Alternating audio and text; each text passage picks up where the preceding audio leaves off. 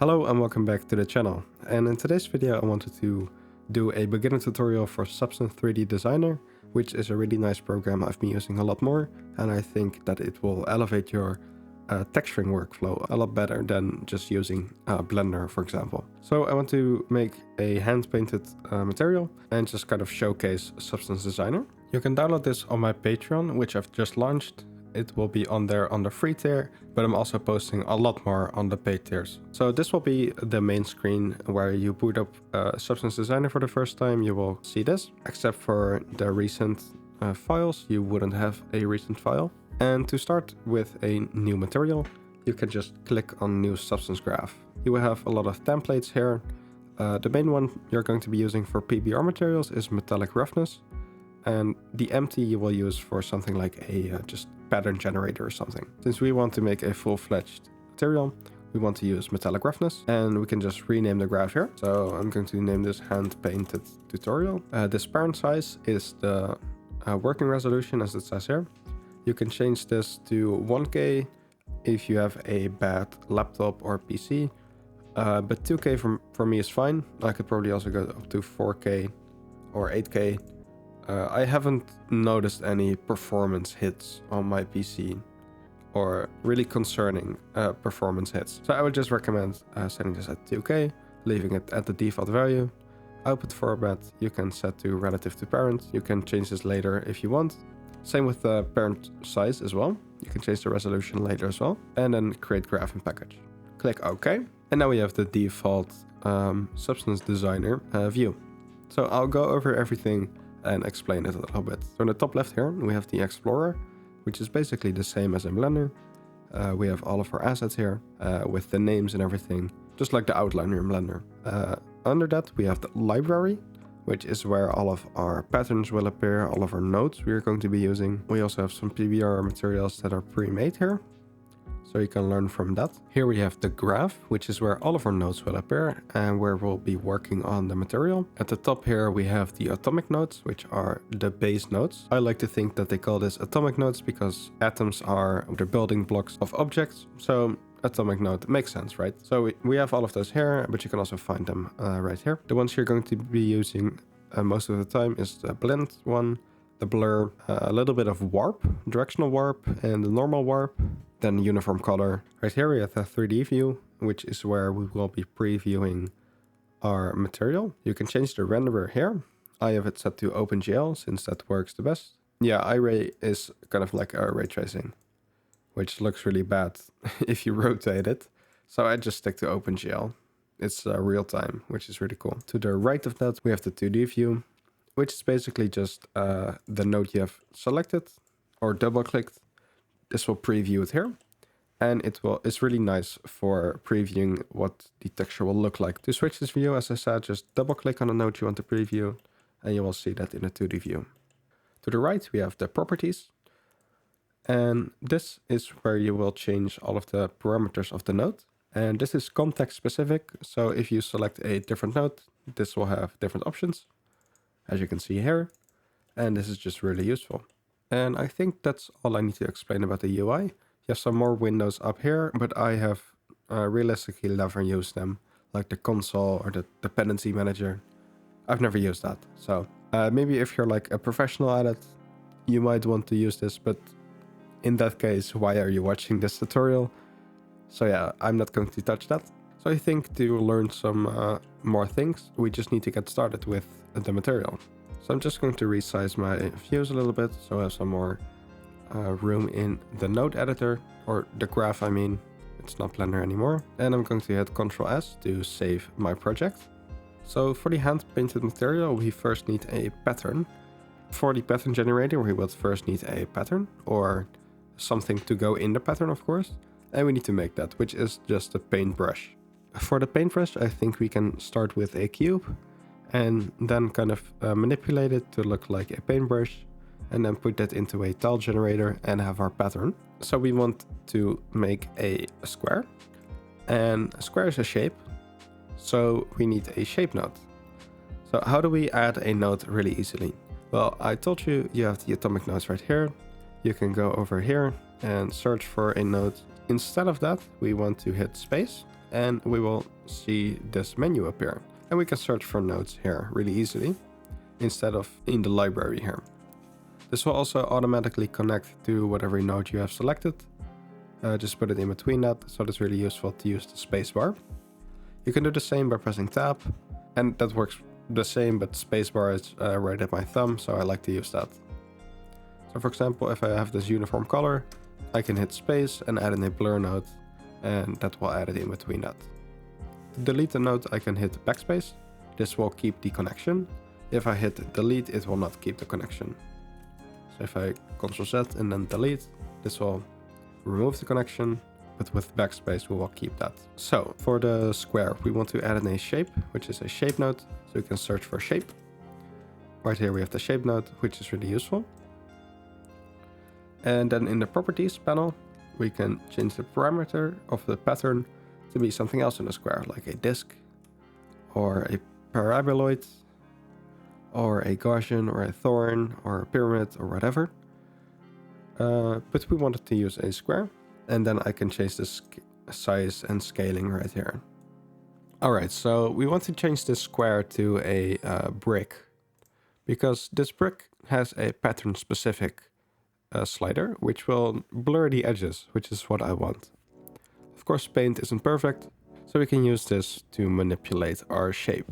Then I want to scale this down a little bit and change the size on the X, because paint stripes, of course, aren't perfectly square and maybe have a bend in them, so we can add in a bend later. So we can set the scale of the X to something like 0.4, which is perfect.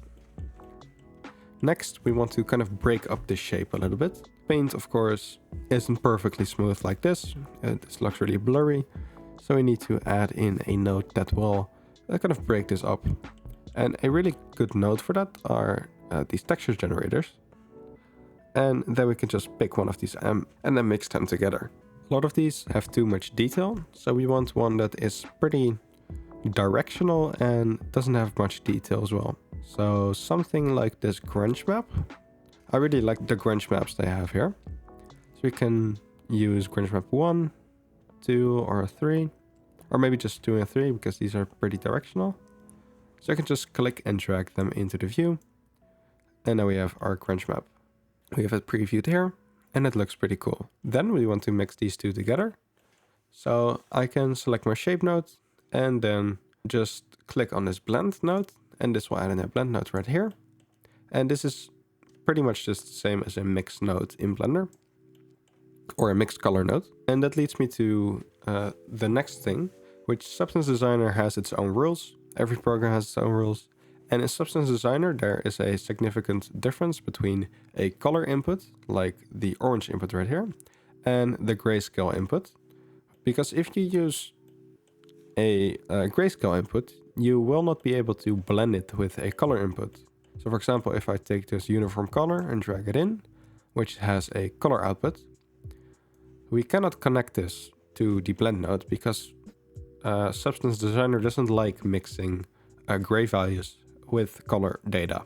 We can, however, use this grayscale output as the opacity and then just reconnect this color to redefine the blend node. And this will work, but it's not what we want to do. Luckily for us, the grunge map is also a grayscale input, so we won't have any conflicts with that. But it's just good to know that you cannot mix color with a grayscale, at least not without a workaround. So we can mix these two together. So we can grab the shape output and connect it to the foreground, and then the grunge map to the background. And then we can double click this blend node to preview it. You will see that nothing has happened. That's because the blending mode is set to copy, which basically does absolutely nothing. So we need to change the blend mode. To find a good blend mode for our shape, we can just select something like add and then start scrolling above this value and just cycle between all of them and preview it in real time. This add sub looks pretty good because it's just black and white right now. We have a lot of gray in here, but it doesn't look bad like something like multiply would look, or min darken, or something like this. So we definitely want to use add subtract, and then just build on that. If you don't like the patterns right here, you can just go over to the grunge map and then select a random seed. So already this looks a lot better than the first seed, I think. It looks more organic. So I'm going to use seed 3 for that.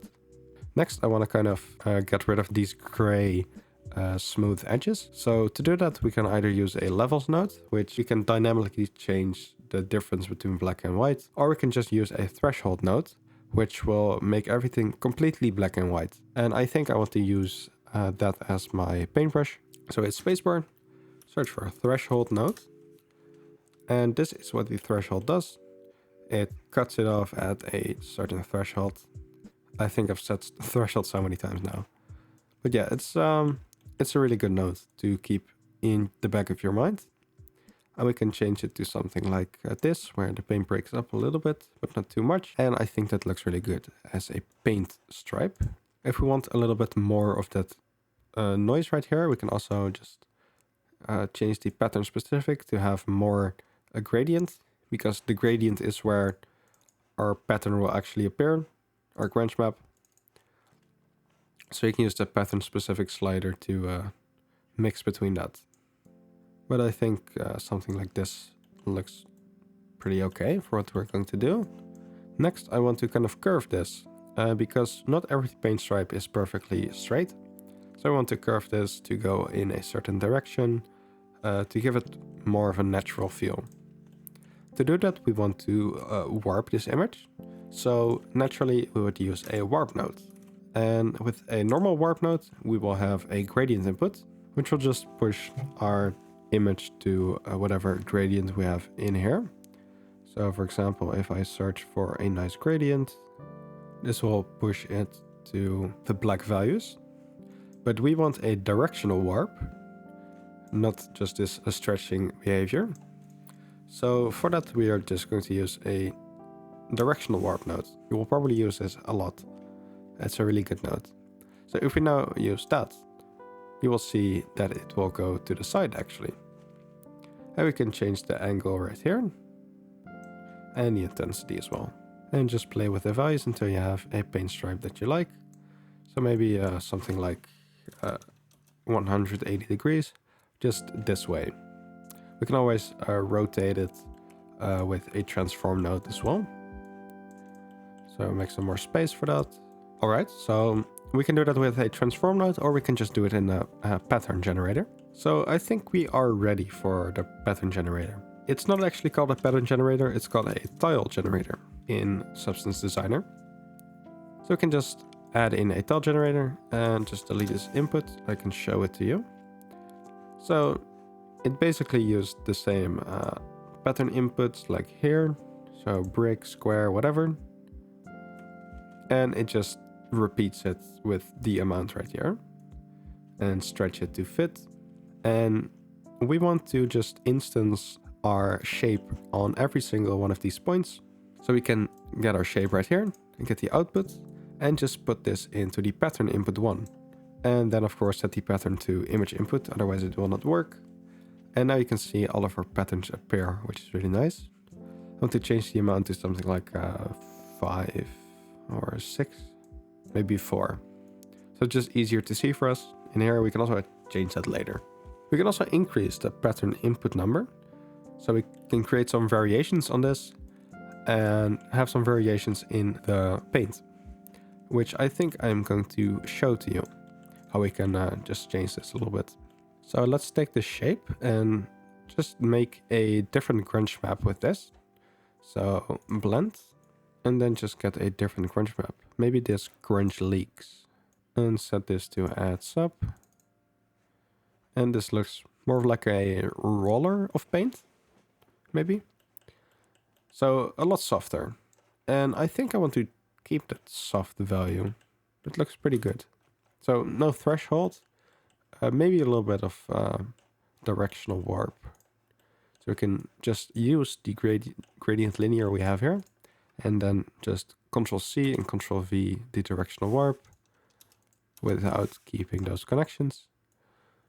Put this into the input and this to the intensity input. And yeah, this looks really cool. Maybe change it up a little bit. Something like this. Yeah. So now we have our second input, which is really easy. And then we can just drag it over to the pattern input here and preview it. And now we have some differences. And looking at it side by side, it looks pretty weird that it's blurred. So maybe we do need a threshold like this, yeah. Yeah, that looks much more cohesive. I mean, don't forget to save, of course. So now we have our pattern right here and our generator right here. And we can change a lot of these properties. For these parameters, I don't want to change the pattern anymore. So I just want to close that up. For the size, I do want some size variations. So we can change the scaling right here. This is a global scale. And we kind of want to overlay this on top of each other, because this, of course, doesn't look like it has been painted properly. So we can change the scale random a little bit, and then the scale until it's overlapping. We can also increase this to above this value, just like in Blender. So you can type in something like 4. So we can actually see something. And I want to randomly scale this a little bit and create some offset. So I'll show you with less scale so you know what it does. This is what the offset does. It just takes the next row and moves it over by offset, and then the next row moves it over by 2 times the offset, and so on. You also have this random, which just randomizes the process. This is really straightforward stuff. I want to add some offset. Then we can rotate it right here. Since our curve is going in this direction, it would make sense that the paint stripes are going into that direction. So I want to rotate them until it looks something like that. So something like this maybe. And then the rotation random a little bit, not too much. This is really sensitive. If you crank this up too much, it just looks incohesive, which is not great. So a little bit. And then the most important part is this luminance random, which does exactly what you would expect it to do. And now we can actually increase the scale and have it looking like paint. You can increase the amount a little bit. If you've changed the value and you don't like how it looks, you can go over to this drop down here and click reset. I feel like these are not long enough. So for the shape, I'm just going to decrease the X scale a little bit to have some longer stripes. And in the tile generator, we can compensate for that with a little bit more scale and change some other things. So now we have something like this. And I really like that for a paint. So yeah, we are going to be using this for our material. So now we're actually going to go over to the 3D view and just mixing everything together. So if we put this into something like the normal, we can preview how our paint will look in 3D. We can also do this for the color and just delete this uniform color node. We can also delete the roughness and these ambient occlusion and height nodes. I don't really like, so I'm just going to hit backspace on them as well. So we can just input this into every single value and preview what we have here. If you don't want variations in roughness, you can add in a uniform color, just like there already was, and just crank this value up to the maximum. And this will just be a roughness of 1. And if you want to add in the height map again, because you have deleted it, but you actually want to showcase it to your audience, you can just get this metallic node, or the output of these are output nodes. You can just hit Ctrl C and Ctrl V, paste it in. And then in the properties, we want to change this to height. And then label this as height, just rename that. Group material, default format, and usage, set this to height. That's the important part, that you set the usage to the height. So programs will actually know that you need to use it as the height. To actually preview that again, just right click in emptiness and view outputs in 3D. And this will add in the height output. Then we can drag in our height data and actually showcase it to your viewers. So this is already looking pretty cool on the cube. A better preview you can find under scene and then just choose from one of these. I always like the matte ball. It's a really nice model where you can preview everything really nicely. Alright, so now we have all the outputs and it's just black and white since we have been using a grayscale. And now it's time to add in some color. So of course we're going to do that with the albedo or the base color. And I just want to add in a blend node to mix some colors together. I want to have a two color palette with this. So for example, the white value could be red, and then this darker value could be something like orange. So it works well. There's some variations in hue, saturation and the levels. And we can do that as well. So with this blend node, I want to add in a uniform color node. Set this to the foreground and then the output to the base color. And now everything will be the uniform color. So you can set this to something like red or just any color you want. And then I want to instance this color and then make a slight adjustment to it. So that will be procedural. Instead of using two uniform colors that you have to change manually, I want to actually just instance the first color and then make changes to that. So for that, I'm going to select the uniform color node, hit space, and just get some nice color adjustments. So HSL node, and put that into the background. And the HSL node is basically the hue, saturation, and value node in Blender. You can change the hue, the saturation, and the lightness, which in Blender it's called value, but here it's called lightness. And we can reset these values or reset it globally here. So I want to change the hue a tiny bit to something like this orange. Then the saturation a little bit down because it's supposed to be the down layer. And lightness can be up a little bit. I don't want to change it too much because that will be too extreme. So something like this will work. And then for the opacity, I can use this output here. And this will create this really nice effect. And then because we use the HSL node, I can just change one parameter and change all of the values. And you can change this however you want to work with different like color palettes. So now I've set it to be red and blue, but then it will work really well with like these pink tones. It will look really cool. We just have the color here.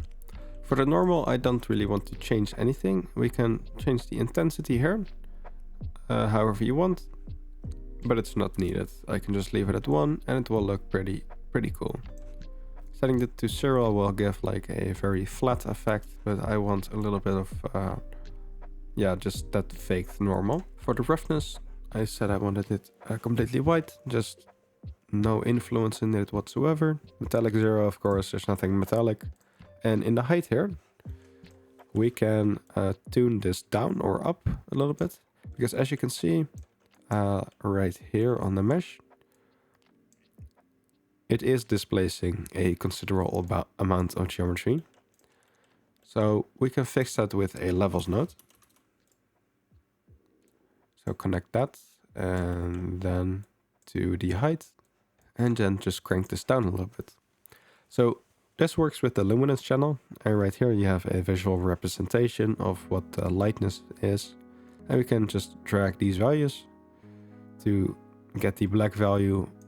So this value right here, more to a white. Or the white value right here, more to a black value. So try to keep this as gray as you can. That means there is no displacement happening.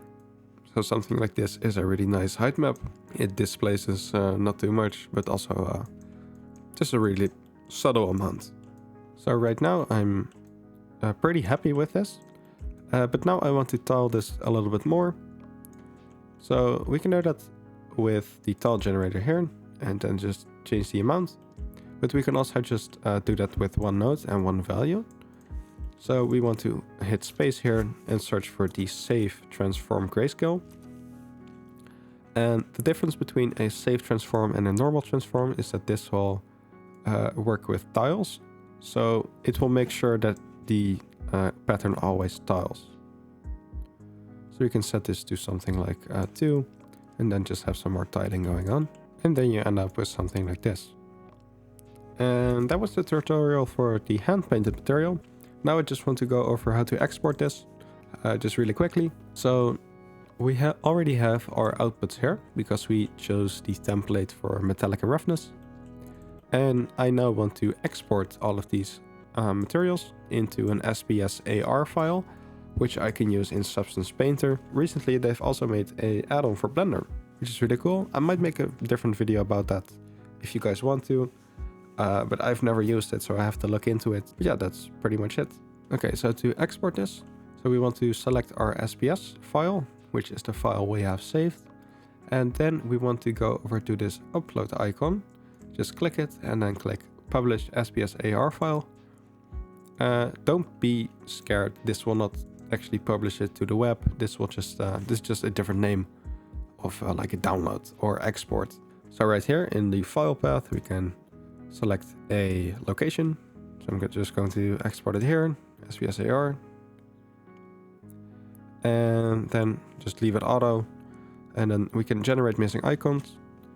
Just to have some nice icons here. And then we can hit publish. And then it will save to your file. Just to prove that, I'm going to boot up Substance Painter. In here, I'm going to open a sample, just a preview sphere. And then I can drag in my SBSAR file from the File Explorer, and it will import the material in Substance Painter with some really nice extra lighting on top. So that's how you make a hand-painted material in Substance Designer. I hope you guys enjoyed. I hope you liked this. So like the video if you want to see more of it. Also, if you want to know how to get some controls in Substance Painter, I will be happy to make a video about that as well. And I will be making a video about Substance Painter separately as well. So keep an eye out for that. We have some really nice content coming for you guys. I want to just kind of branch out a lot more and use different programs and things like that. Just be more creative with different programs. Blender is cool and all, but I really feel like Substance Painter and Designer. But that's all I have to say. I hope you enjoyed. I hope to see you in the next one. Check out my Patreon, support me on there, and I'll see you in the next one. Goodbye.